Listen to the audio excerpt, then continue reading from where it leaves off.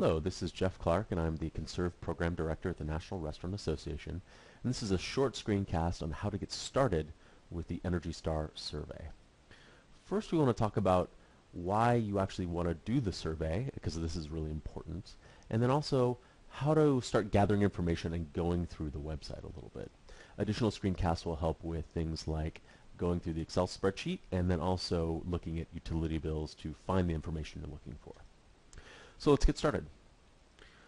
So why do we want to do the survey? Well, there's four main reasons, but first, restaurants are really energy intensive.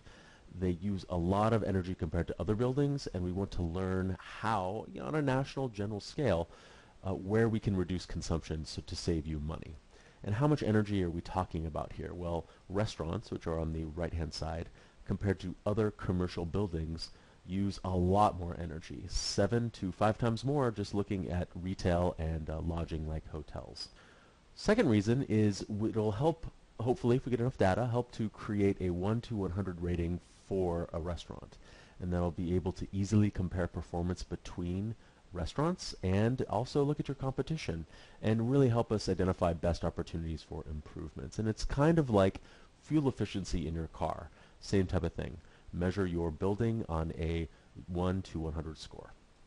Third, consumers really recognize the Energy Star. So if EPA is able to develop a rating system 1 to 100, then you can actually put an Energy Star on your building if you're one of the top performers. And consumers really recognize it. The Energy Star is recognized by 92% of consumers and informs their buying decisions. So that's great public relations for the restaurant industry. Finally, there are prizes available. You could earn at random from a drawing up to $450 of American Express gift cards, or the first 40 respondents will receive a $20 Starbucks gift card for supplying data for the survey. So now we want to go to the website to look at how to actually access the survey. And that's rfmaonline.com/survey.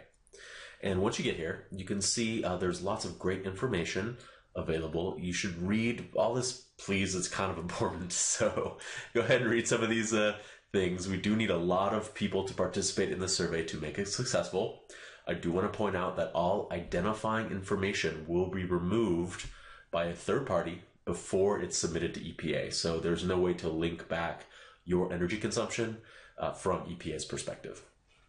Finally, if you keep scrolling down, it will take about 2 to 2.5 hours, but you can save your work using the Excel spreadsheet and come back to it over a week or two.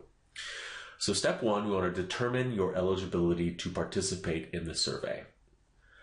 You click on here, a new document will open and it'll tell you who should actually do the survey. Second, step 2, you want to look at the content guide. Now this is how we're going to start pulling this information together. So if you click on that, it takes you to this web page here. Each of these sections, 1, contact info, 2, building characteristics, corresponds to a worksheet in the Excel spreadsheet. So this is the type of information you want to collect. Now, hopefully you have a lot of this already in an Excel spreadsheet or some kind of database that you can export into an Excel spreadsheet. But if you don't, and you need to enter it by hand, this is what you need to collect together. So I'd highly, highly recommend we'll sit down, you look at the next screencast of the Excel spreadsheet, get all your information together, then start implementing and filling in the survey. Once you've compiled all your information together, you'll actually go back to the website and then begin the survey, encouraging you to please use the Excel spreadsheet unless you have a portfolio manager account already. And if you don't know what I'm talking about, don't worry about it. If you do have a portfolio manager account, you can use that. So thank you everyone for joining me on this podcast and for filling out the survey. We really do need the data and we really appreciate your time and efforts. Please send any emails to the email on the screen with questions. And in the next podcast, we'll cover what utility bills you should pull together and where you'll find information to fill in the Excel spreadsheet survey. Thank you very much.